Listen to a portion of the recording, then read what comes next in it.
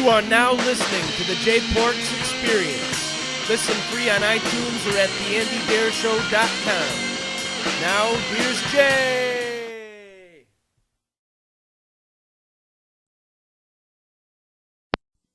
Yo, what is the word, people? Welcome to another action-packed edition of the Jay Porks Experience. I'm Jay Porks. With me, as always, on the other side of the glass, making sure this is a well-oiled podcast machine every week. The ever-popular Nobody.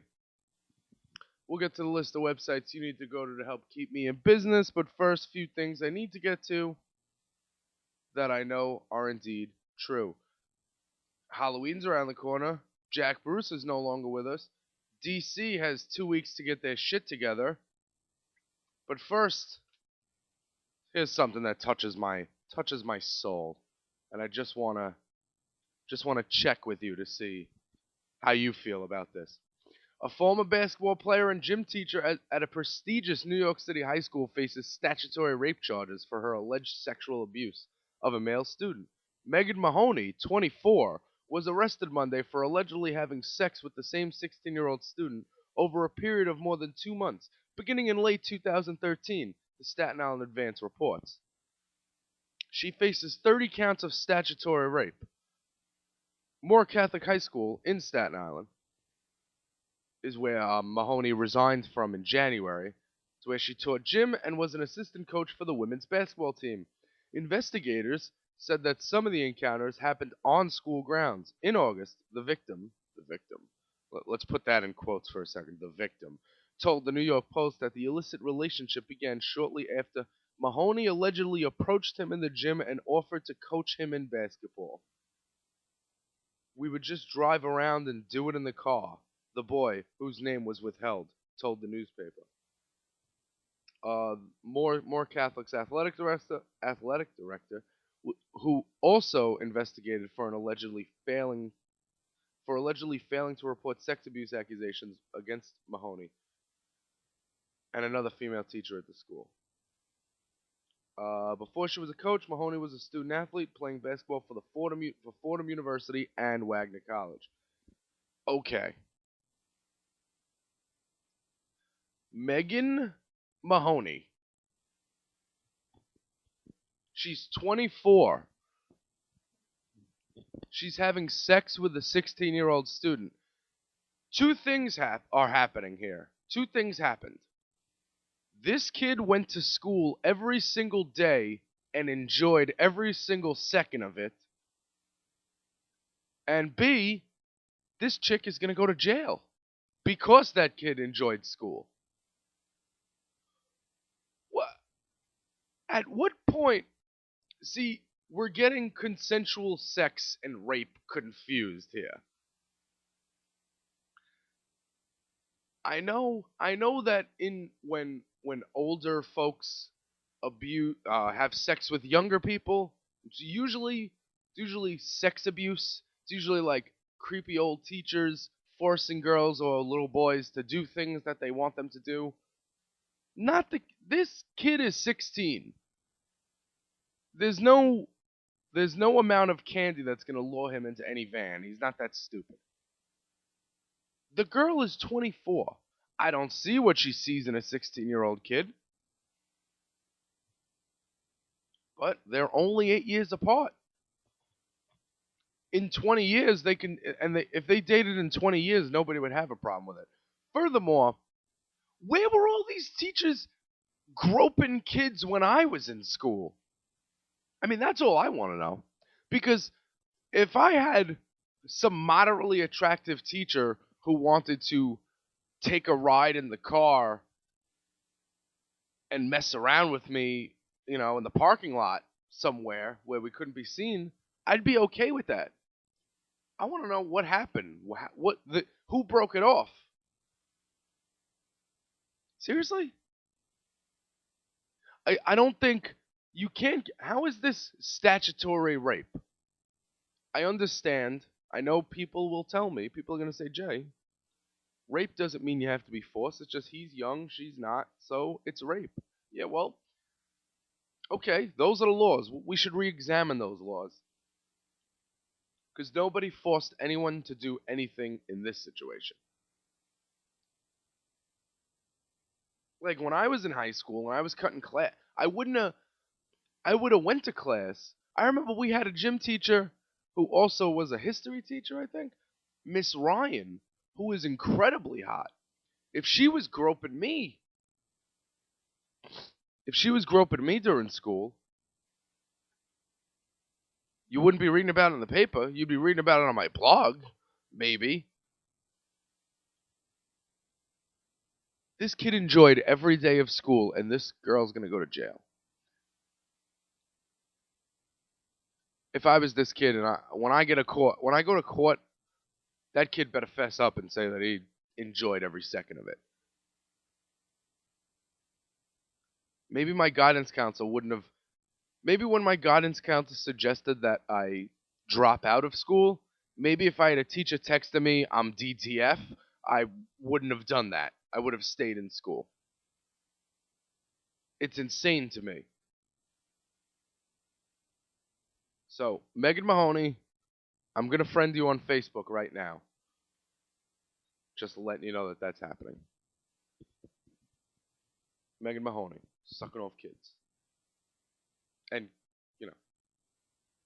and getting in trouble for it, even though nobody was forced to do anything. Like, this is a crime? If I bang some older chick, people gonna be mad? Am I gonna be? Is she gonna be charged with statutory rape?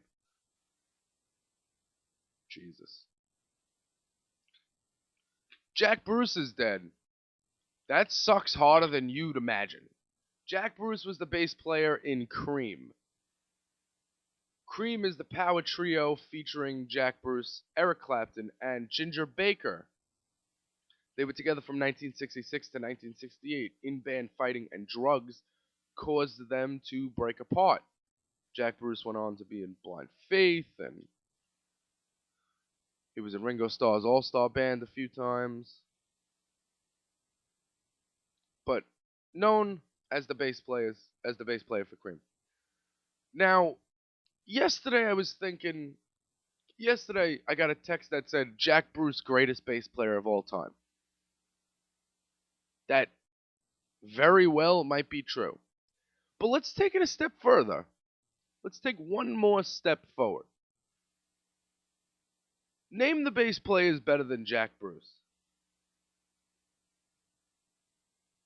I mean, I can't. Not only because I don't pay attention to the bass that much, but I don't know, I don't have a more prevalent bass sound in my mind besides Flea's little boom, boom, boom, boom, boom, boom. But that's the same every one. So, if you started the conversation with, is Jack Bruce the greatest bass player of all time, and your answer was yes, you just put that on the side. Let's take note here. Ginger Baker, who is still alive, by the way, which is crazy.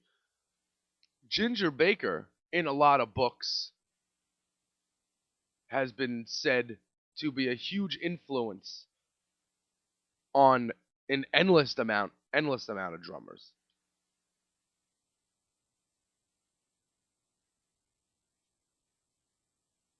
So is Ginger Baker the greatest drummer of all time?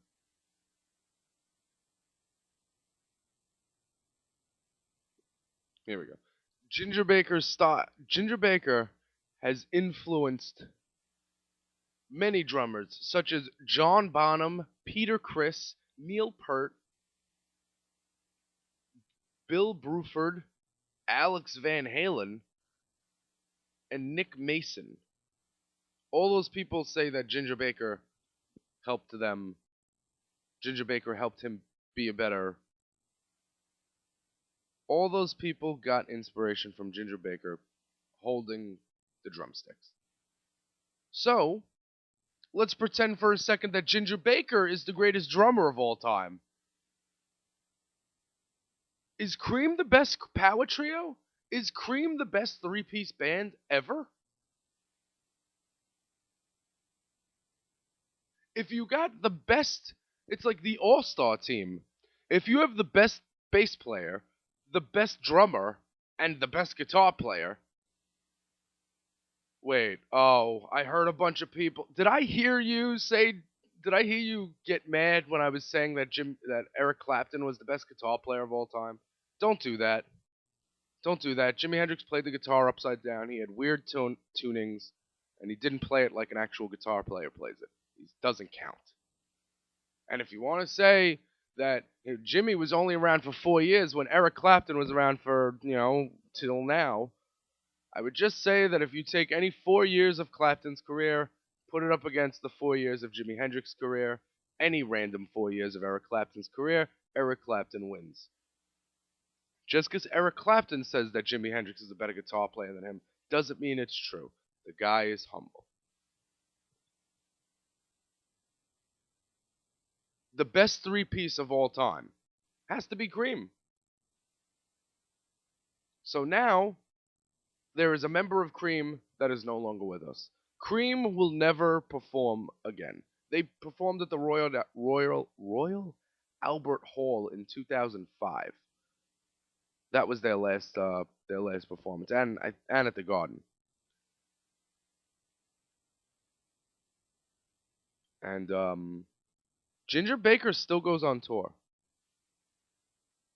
In 2013 and 14, Ginger Baker toured with the Ginger Baker Jazz Confusion. It's pretty cool. So send me better trios.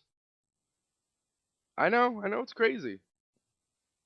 It's crazy that a guy who loves everything Nirvana is calling Cream the greatest trio of all time. But I think it could be possible. Let's make a list.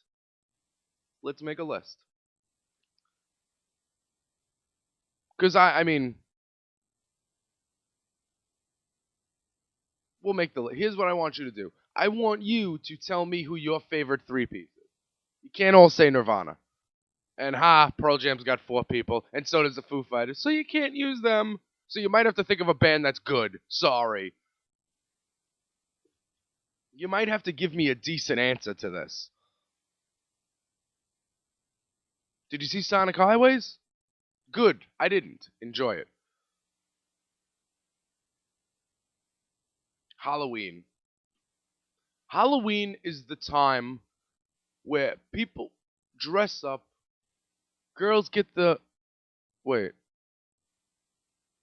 Oh, that's last year's notes. I've been doing this an entire year because I remember having a Halloween episode. Add some spooky sound effects here. Ho, ho, ho, ho, ho, ho, ho, ho. I don't know. I tried. Okay. Halloween this year is going to be a bit different. I'm going to Williamsburg to see the Meat Puppets, but that's not why I want to talk about Halloween. I want to talk about Halloween because I'm sorry. And again, male chauvinist pig, raising my hand here. That's what I am. The thirst is real. I'm sorry. I'm sorry that I think hot girls in not a lot of clothes is attractive. I'm sorry that bothers me. But Halloween brings forth the time where all the girls wear costumes, the slutty version of any profession that they're trying to be. Unless they're Walking Dead fans. That's right, folks. Zombie culture is ruining Halloween. Because instead of being a slutty cat, the hottest girl you know is being a zombie, and an unattractive one at that. What is with the zombie culture? It's a whole culture. Because it goes back, it's besides The Walking Dead. There's these Night of the Living Dead. There's, on Staten Island, I saw a sign that said, zombie, if you are bit by a zombie, go this way. Like they're planning a big zombie manhunt game or something. They have zombie walks in the city. When did zombies become so damn popular that they're taking over Halloween? Walking Dead should have its own day. Walking Dead should have its own... They shouldn't have Walking Dead Halloween costumes. Halloween costumes should only be sold in Victoria's Secret. I'm sorry, it's my one day to look. I'm sick of this. And for those asking me what I'm being for Halloween, it's a simple answer. I'm being somebody who gives a fuck. That's what I'm being. Can't you tell by my winning smile that I'm being someone who actually gives a fuck? Because I don't. Don't give a fuck. Not a fuck was given on that day. So instead of showing me your tits, you're gonna have some weird fake gash on your arm. And you're all old, so it's not like they go trick-or-treating. It's not like the people my age are going trick-or-treating. They just don't want me to enjoy Halloween. That's just what it is. And I'm fed up. I'm fed up with it. I'm sorry. I want to see boobs. One day a year. One day a year I get this. Listen, I wouldn't mind so much if after I lost 100 pounds, the plan worked out where I got girls and I got girls. But since that's not happening, I would like to walk around on Halloween and see some scantily clad women. I apologize. That's just something I want to do because I have a penis and I am a guy. And I am thirsty. It ain't Thursday, but I'm thirsty. Zombie culture. First of all, I've seen I've seen a couple of episodes of The Walking Dead. I have no doubt that it is a good show. I'm not saying it's a bad show. I have nothing against it if you're a fan of The Walking Dead. It's too easy. It's too easy. It's a good show. Sure it is. Be Betty Boop. Be Slutty Popeye. Be Poison Ivy or something. Be Slutty Batman. Be anything besides in clothes. There's no point. Okay. I still can't believe that 16-year-old kid was fucking banging his teacher.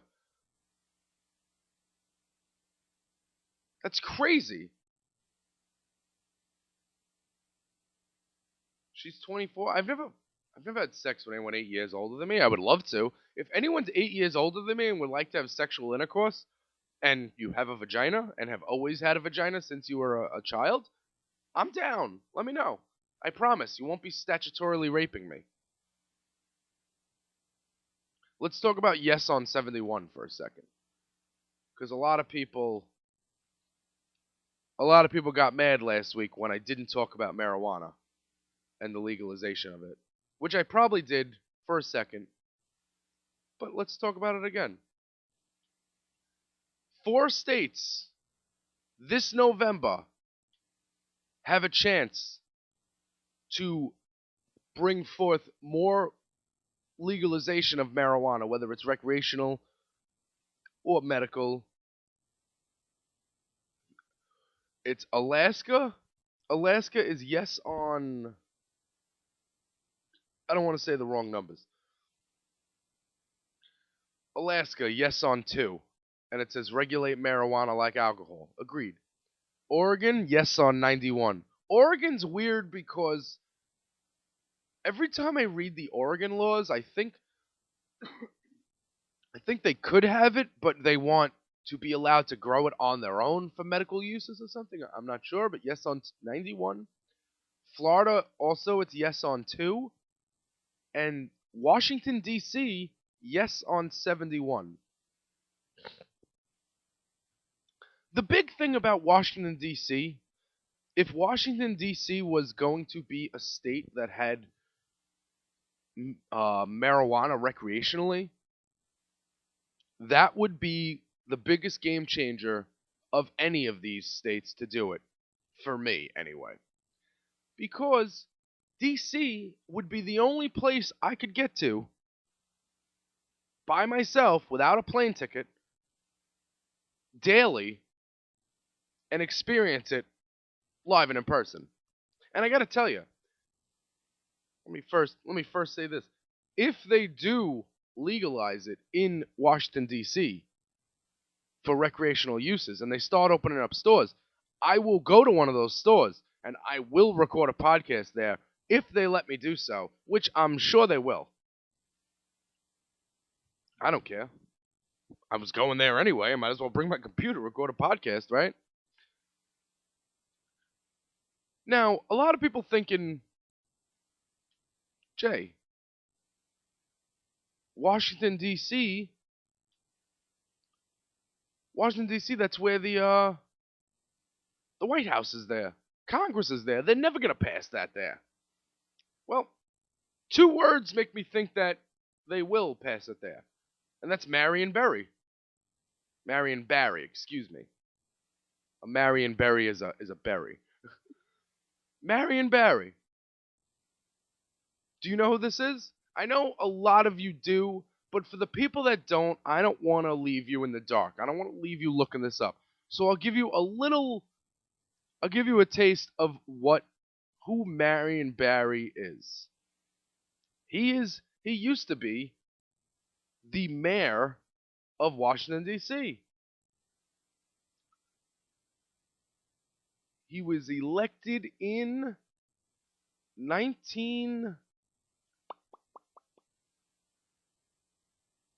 He was in office in 1979.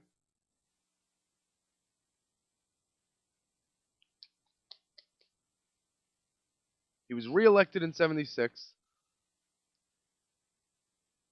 Was he the first mayor? So anyway, okay. Marion Barry. He became the mayor of Washington, D.C. He got elected, got reelected, then he got thrown in, then he sought for a third term, but he was being investigated for the use of crack cocaine. In 1989, federal officials had been investigating Barry on suspicion of illegal drug possession and use. That fall, they were able to make cases against several of Barry's associates for cocaine use, including Charles Lewis, a native of the Virgin Islands, who was implicated in a drug investigation involving Barry and a room at Washington's Ramada Inn in December 1988.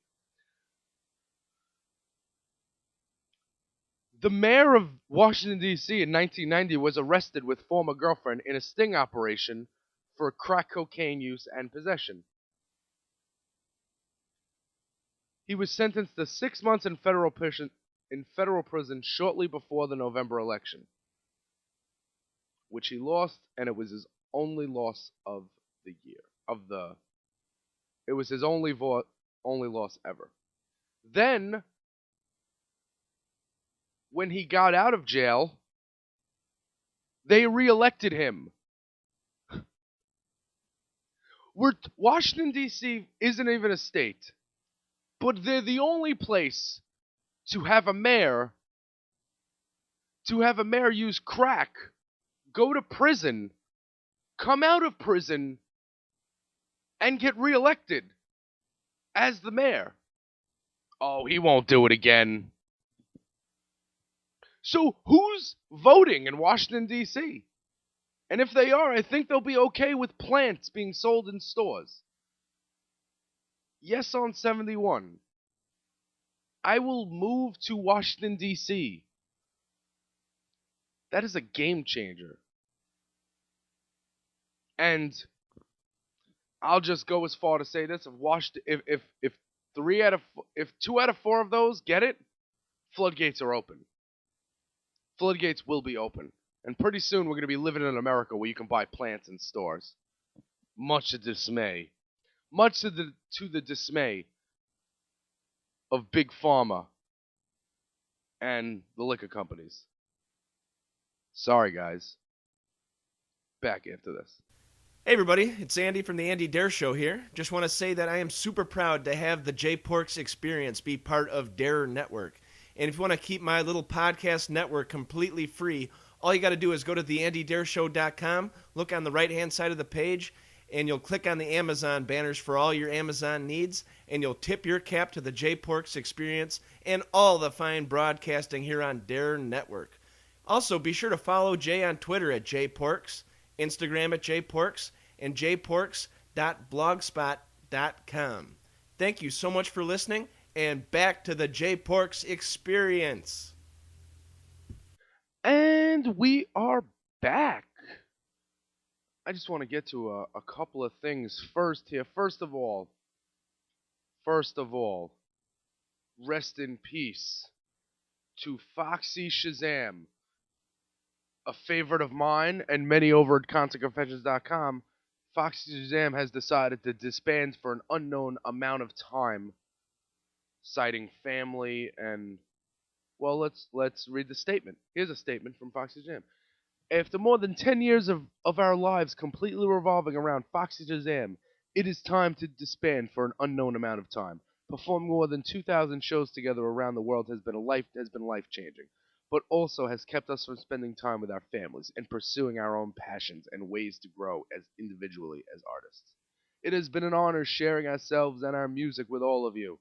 Thank you to all our fans, family, and friends who have supported us through the event, through everything. To make this previous decade the best time of our lives, we truly believe there is a future for Fox Shazam. That our best art is yet to come. We don't know how long this will take, but we plan on someday returning more powerful than ever. Someday returning more powerful than ever. So Foxy Shazam goes on indefinite hiatus. One of the few cool bands that are out now.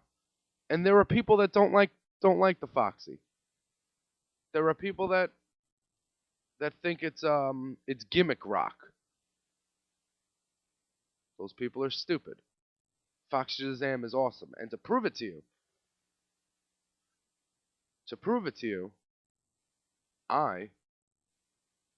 you can go look at my video from 2 full Foxy Shazam shows at the Bowery Ballroom, one in 2012 and one in 2014.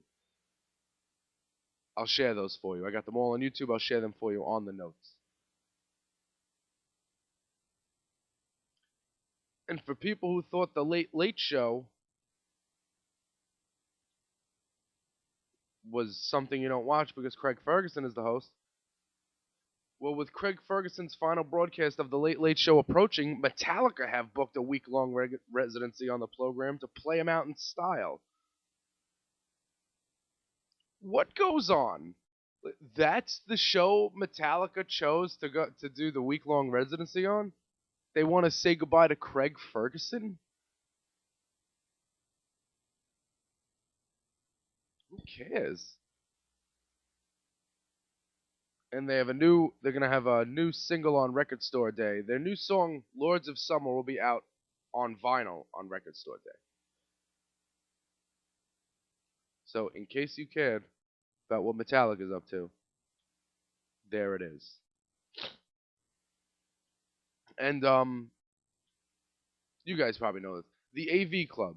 If you don't follow AV Club on where I like them on Facebook, they are full of fun stuff. They are all about comedy and television and stuff that's cool. So what I would do, and they have a thing where they put a list of cheesy 80s cover songs. I don't know about cheesy. They just pick some songs, and they have bands come in to cover the songs. The bands choose a song, and when a band plays the song gets crossed off the list. Anyway, I was first introduced to this last year when I saw Guar covering Kansas, Carry On My Wayward Son. Much to my surprise, last night, or I want to say 2 nights ago, the AV Club shared Guar with new front people, because they got a woman, they got a chick and a dude fronting the band, not playing instruments, but in full gear. And just as gory as ever, they covered Pet Shop Boys' West End Girls. Is that not cool? And if you thought it wasn't cool, they meld Pet Shop Boys' West End Girls, and they follow it up with Jim Carroll Band, People Who Died. And during the chorus, instead of saying, during the last chorus, when you go, these are people who died, they're saying, Odorous died, and they dedicated it to Dave Brockie, Odorous Arungus. So that's cool. That's really awesome that Gwar is playing West End Girls, People Who Died covers. And they did it live too. I saw it. I saw a video of them doing it live on the 26th in Houston. So that's good. That's good that they're showing love to the fallen, scum dog of the universe. Love me some Gwar. I'm down 2 members of Gwar since I've seen them: Flativus Maximus and Odorous Arungus. Just one thing about Gwar when I was watching the video. You know, it's one thing to dress up. That gear, the stuff they wear looks awfully heavy and awfully annoying. But to be able to shred while wearing that stuff, it's epic. And to the guy who was able to capture video of Gwar doing West End Girls and People Who Died live in concert from the crowd while getting fluids shot at him, kudos to you, bro. You win today. I'll buy you a beer if I was there. So there's that.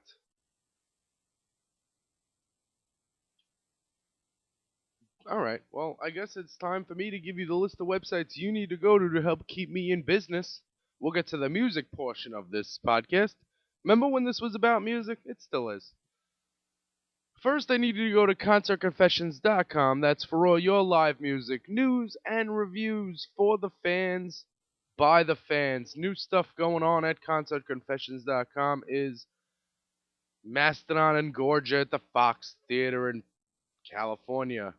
We also have Spose, MC Lars, and MC Chris bring the Ghost Hunter tour to the Firebird St. Louis. Then they got their tour van robbed, which was not cool. And also, the Meat Puppets and Cass McCombs kicked off their tour at Blueberry Hill in the Duck Room. Our buddy from Boombox Photo, you can go like Boombox Photo on Facebook. Go do that. Good pictures. Was in the building and got some videos for you. The Meat Puppets covered Willie Nelson, 7 Spanish Angels. They're playing some of their show acoustic, blowing shit up. I'm a fan. We've also got Hang the DJ. That's Christina Rocks. She hosts the Time Warp, 89xradio.com, every Sunday morning, 8 to 12. I turned it on this Sunday. Temple of the Dog began playing, so I turned it off for a couple of minutes. But, she's got video of Temple of the Dog, Neil Young performing with Pearl Jam and members of Soundgarden at the Bridge School benefit, where Matt Cameron had to drum for a really, really, really long time because he's the drummer of both bands. Also, Veruca Salt's American Thighs being reissued on 180-gram vinyl on November 4th. It's pretty cool. And check her out. Go to ChristinaRocks.com. That's no H. And if you want to tweet at her, tweet at Christina Rocks. And let her know that I say hi. Also, theandydeershow.com for all your podcast needs, whether that is the Tyler Cale Show, whether that's the Jay Porks Experience, whether that's the flagship show, the Andy Deer Show. We are here for you. And when you're there, when you're at any website I tell you to go to, it would be mucho apreciado if you would click the Amazon ads and go buy things, because you are going to buy stuff anyway. And of course, every week, the headlines are powered by Annie Quiet. We've got a new Soundgarden song. That's right, folks. There's a new Soundgarden song called Storm. Soundgarden's long touring cycle began last year. Began. No. Okay. Starting over. Soundgarden's long touring cycle behind their last album, King Animals, finally coming to a close early next year. For all we know, that seems to be as good a time as any for them to start making new music again. What we weren't quite expecting this Monday morning, which was yesterday, obviously, was a new Soundgarden song titled Storm posted on their YouTube channel without much warning at all. A little bit of digging shows that the song actually comes from a 1985 session that was recently uncovered by producer Jack Endino. The band then re-recorded it, and what you'll hear down below is the newly polished version for the first time ever. And Endino comments on it. In March of 1986, they were recording some tracks at a local studio. They didn't like how the mixes were coming out, so they called me in to come in and try to rescue it. The engineer there resented this. I was kind of a nobody as far as they were concerned, and he pretty much stomped out of their control room and left us there on our own. This was 3 months before I started a reciprocal recording, so all I had was some basement studio experience with Soundgarden. We tried to rescue the session, but it ended up getting shelved, and they got Matt Cameron as a drummer a few months later, and the rest was history. Fast forward to the present, 28 years later, and I found a cassette of all that stuff. Every one of those songs got re-recorded later, except this one kind of oddball droney psych tune. I reminded Kim about the song and sent him the rough mix, just to jog his memory. A few months ago, they asked me to record it with them. They needed a new song for a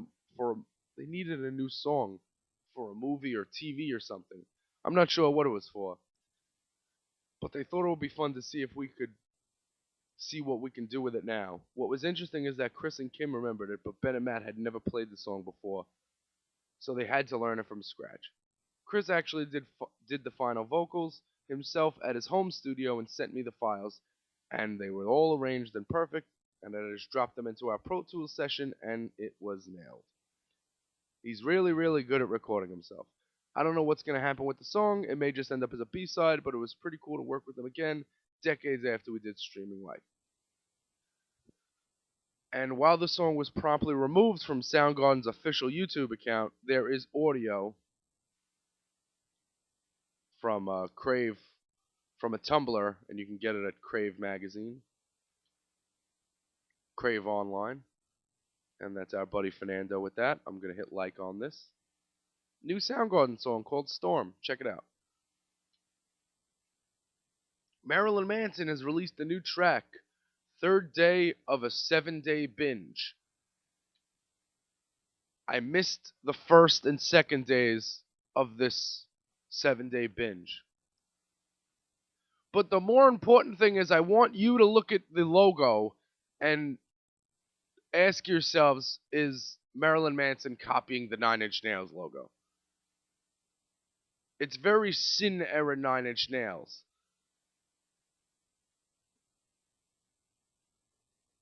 Manson reportedly started working on his 9th studio album in November of last year, and a clip of one other song has partially shipped out of the form of the theme song to the TV show Salem, called Cupid Carries a Gun. Another track called Killing Strangers appears in the new movie John Wick. The album is done and should be out soon. The touring lineup, as far as we know, includes Twiggy Ramirez, Tyler Bates, and Paul Wiley. Fred Sablin has parted for now on good terms. Gil Sharon on drums, we hear. So, Marilyn Manson's got a new song, and he'll probably tour. And the symbol he's using to represent this new song looks a lot like the Nine Inch Nails logo. And look at this, Beady Eye broke up. Liam Gallagher's band, the band that rose out of Oasis's ashes, calls it quits after 5 years and 2 studio albums. For the people saying, is Oasis going to get back together, the answer is no. I'm actually waiting for Noel Gallagher to come out and make fun of his brother for his brother's band not surviving. Because last week I told you the new Noel Gallagher song, and he's got a new album coming out. I I believe it's out in February. And I think last year I had said Noel wins. If you're talking post Oasis Gallagher brothers, who's the winner? Noel is the winner, and it keeps proving today.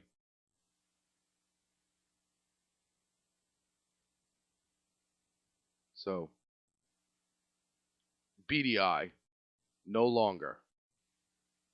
Is Oasis getting back together? I don't think so. And here's another thing. Prince is going to do Saturday Night Live. But instead of doing 2 songs, he's going to do one 8-minute jam. I don't get Prince. I don't get the appeal. He's a good guitar player. I believe you. I don't get why people are so why people are so and you say what people? Well, NBC, who's allowing for the first time in 40 years a musical act to do one 8-minute song instead of 2 4-minute songs.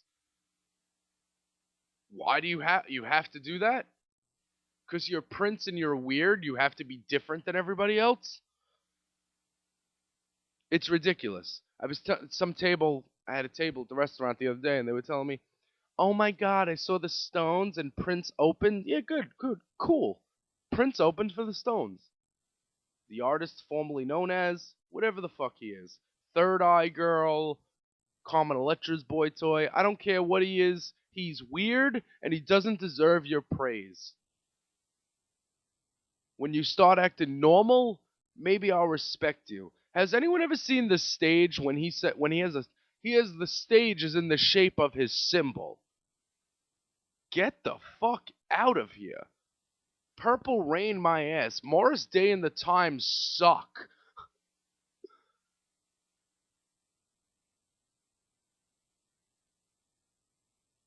Out of here with that. Bucking convention. Prince will perform one long 8-minute jam on this week's Saturday Night Live. Because that show's only been on for 40 years. He has to do something different. He can't just be normal. I think that should be the mantra of Prince's career. I just can't be normal.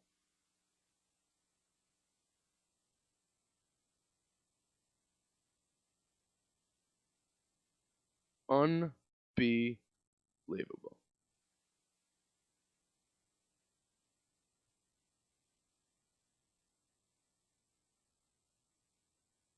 There's a new Rancid record out. Honor is All We Know, deluxe edition. You can preview it and buy it on iTunes today.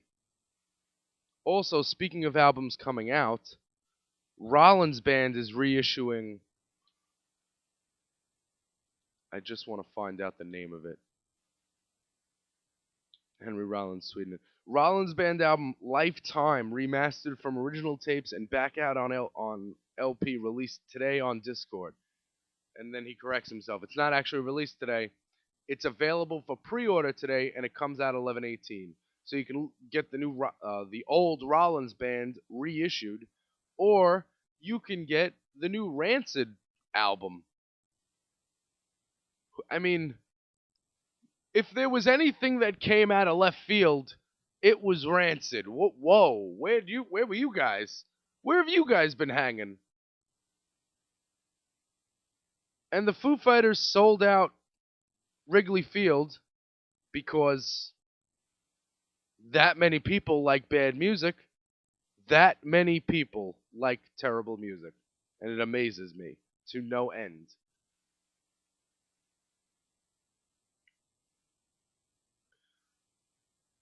Okay, other things. Tool posted an update from the studio. They're all sitting on a couch happy. They're all together, so their album's gonna be done pretty soon. They've officially begun work on their first new album in 8 years. 8 years. So for all of you waiting for Maynard James Keenan's next move, it's coming shortly.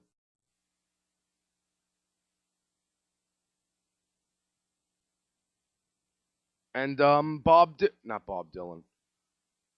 Oh boy. See, what happened was last night after last week tonight with John Oliver, I had the TV on and Boardwalk Empire started. So I left it on because I don't know, I was still in my room, so I was watching it. And the Steve Buscemi character, spoiler alert. If you watch it and you didn't watch it, go away. The Steve Buscemi character gets shot at the end of the episode. And I was like, holy shit, I thought this guy was like a big star of the show. And then it turned out that was the last episode, the series finale. So, looks like a good show. I accidentally caught the last episode. So, I mean, even if I wanted to go rewatch it, I know how it ends. And one more thing I caught from that Boardwalk Empire finale. The guy playing Al Capone, or the Al Capone-esque guy he's playing, his son is deaf. Al Capone knows sign language? Really? Oh boy. So anyway, what got me thinking when I saw Scorsese is the executive producer, I got to remember that Martin Scorsese is going to begin work on a Grateful Dead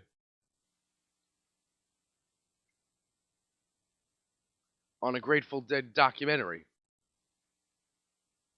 Here we go. It's for the 50th anniversary. Marty Scorsese to produce a documentary for Grateful Dead 50th anniversary. He's channeling the Dead for his next project. The Oscar-winning director has signed on as an executive producer for a new documentary about the Grateful Dead, according to Deadline. The release of the documentary is timed to coincide with the 50th anniversary of the psychedelic rock band's founding. The as yet untitled project will be made with the support of the group's surviving members. Noted documentarian Amir Barlev, who most recently chronicled the Penn State sex abuse scandal in Happy Valley, will serve as the director.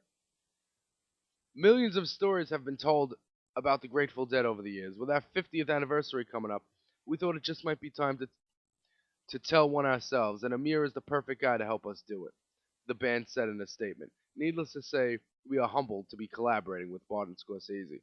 Let me pause for a second. The band said in a statement? What, Phil Lesh and Bob Weir? I think that's all that's left. Anyway, the Grateful Dead were more than just a band, they were their own planet, populated by millions of devoted fans. I am happy that this picture is being made, and proud to be involved, Scorsese said. Grateful Dead formed in 1965 in Palo Alto, California, just as the hippie scene was beginning to emerge nearby in San Francisco.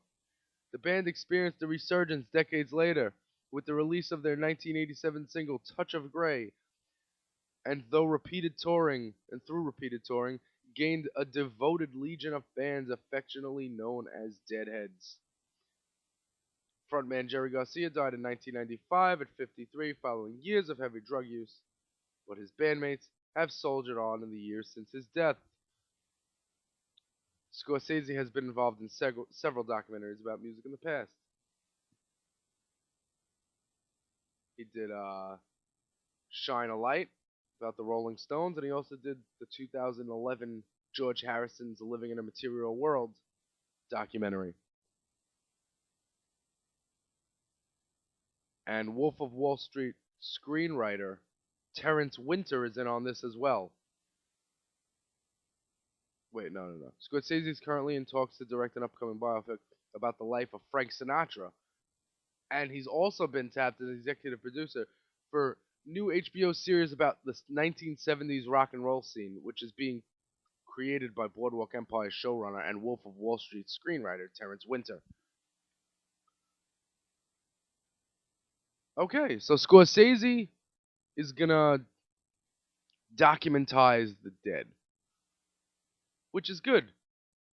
I remember the day Jerry Garcia died. I was in summer camp, and the counselors were all freaking out Jerry Garcia died. And then I went home and I told my dad, and he knew. We were going to play, we were going to the park or something. We were on the bus. And all the counselors were older than me, but they weren't adults. They were like, I guess, 20 at the time or younger. So that goes to show you that I had a lot of camp counselors who indulged in the recreational use of marijuana from time to time, if they were that into the dead. So that'll be something I see. Okay. What else is going on? Okay. If we can go back to the audio where I said the Jets would be 1-7, we can do that and play it right here. Because I told you, I cannot tell a lie. And my Giants in 6 World Series prediction looks like it's going to happen as well. So, people on the West Coast get more things to celebrate about. Yay! You're all winners. It's not enough that you all live by the beach where hot girls roam and you get awesome weather all year round and you can smoke weed with a prescription from a doctor. You could easily get into the porn industry. All these things, you still need to rub it in my face that your sports team is better than my sports team. Sore winners. California.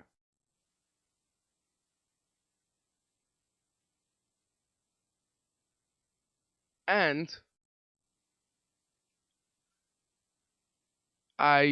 what can you do to stop Ebola? Nothing. So I would ask you to stop talking about it. And that's all I'm going to say about it. So sick of hearing the world cry about things that they can't do anything about. I would love to. I'll walk around like Jesse Pinkman in the hazmat suit. I don't care. Speaking of Jesse Pinkman, they took the Breaking Bad dolls off the shelves at Toys R Us because little Jesse Pinkman was holding meth or something in his hand, and they said that wasn't cool. Meanwhile, Aaron Paul, who plays Jesse Pinkman, released a statement saying it's hypocritical for Toys R Us to pull Breaking Bad dolls, but they still have Barbie on the shelves. Where a study was done where girls who play with Mr. Potato Head are more likely to be successful than girls who play with Barbie and Ken dolls. My answer to all this: bit of an overreaction from both sides. Toys R Us shouldn't have pulled it off the shelves. Maybe Breaking Bad shouldn't have put the meth in his hand. I mean, you want to sell the Pinkman doll, sell the Heisenberg doll. You can sell whatever action figures you want. And by the way, I would love to have, if anyone could find those and buy them, I'll take them. I would love to play with some toys, but if it's an action figure, you don't need meth in the hand. Now, if I was the manufacturers of this toy, I would say that's not meth. That's do you guys remember season 1 when Heisenberg, when Walter White blows up Tuco's place with the, I don't even know what it's called, but it looks like meth. It's these little rocks and he throws it down on the floor and the whole room like kind of explodes, sort of. They could have said it was that, and it wouldn't have been meth. But hey, people are going to write letters. People are always going to find things. Everything is not going to be PC enough for you. And I said it a few weeks ago. People are just crybabies nowadays. Everybody's a crybaby. And I got something else. Where is it? Where is it? Where is it? Where is it? Where is it? Ooh, the Xperia Access Q Awards. Remember last week? Last week I told you that Kassabian was on Jimmy Kimmel. And I also told you that somebody commented on the link from Antiquiet and they said Kassabian being called the pride of the UK is not factual. So somebody was saying that they're not the biggest band in the UK. Well, the winner for Q Magazine's Q Awards for the best act in the world goes to, take a guess, Kassabian.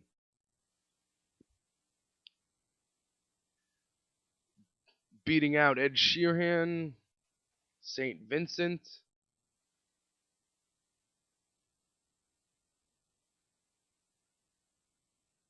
So all that stuff. And I found a pack of Newport 100s on the bus the other day, and that was a well-deserved $12.50 that I got to save.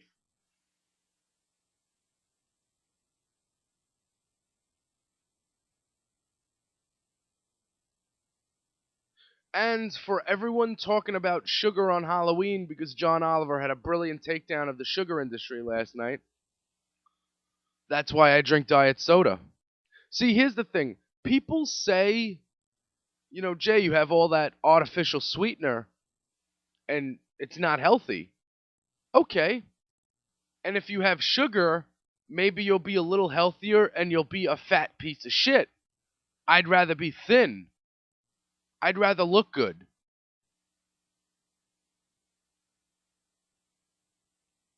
Every time I have a piece of cake, I feel sick anyway. I can't do sugar anymore. Give me some Splenda with my coffee, and I'm all good. Okay. All right. I feel that I've successfully made up for the short one last week. Oh, and just one more thing. One more thing. Led Zeppelin did steal Stairway to Heaven. They stole that opening from Spirit. And I wouldn't say that they did, but they toured with Spirit on their first American tour. They opened to Spirit. So don't pretend that you didn't pay these guys. You're Led Zeppelin. You have the money. Pay them. All right, I'm going to get to the list of websites you need to go to help keep me in business before I get up on out of here. First of all, ConcertConfessions.com. That's for all your live music news and reviews. For the fans, by the fans. You can go there and check out Meat Puppets Cass McCombs. There's a lot of stuff. There's going to be some more Meat Puppets going on at the end of the week. Plus, Cypress Hill is playing at the Best Buy Theater on August 30th. Please, somebody take me there. I don't have the money, but can somebody have an extra ticket, please? Please? Do you know how awesome that would be? Do you know how incredible that would be? So please, if anyone's got an extra ticket, take me with you. I'll roll for the whole night. I'll roll whatever pot you want me to.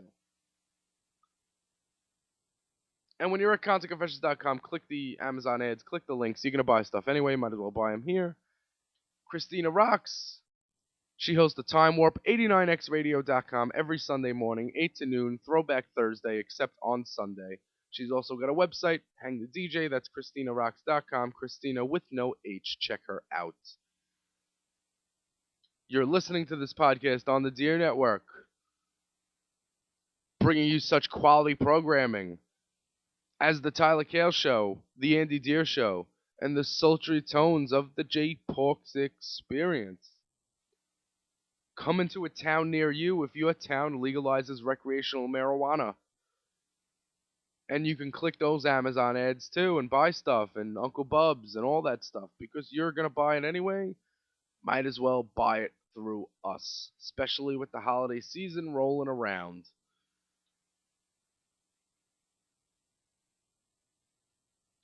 And every week, as always, all of our headlines here are powered by Annie Quiet, your source for equality. Till next week, Whiskey, Weed, and Warren Zevon.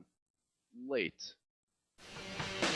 This has been the J Porks Experience. Thank you so much for listening.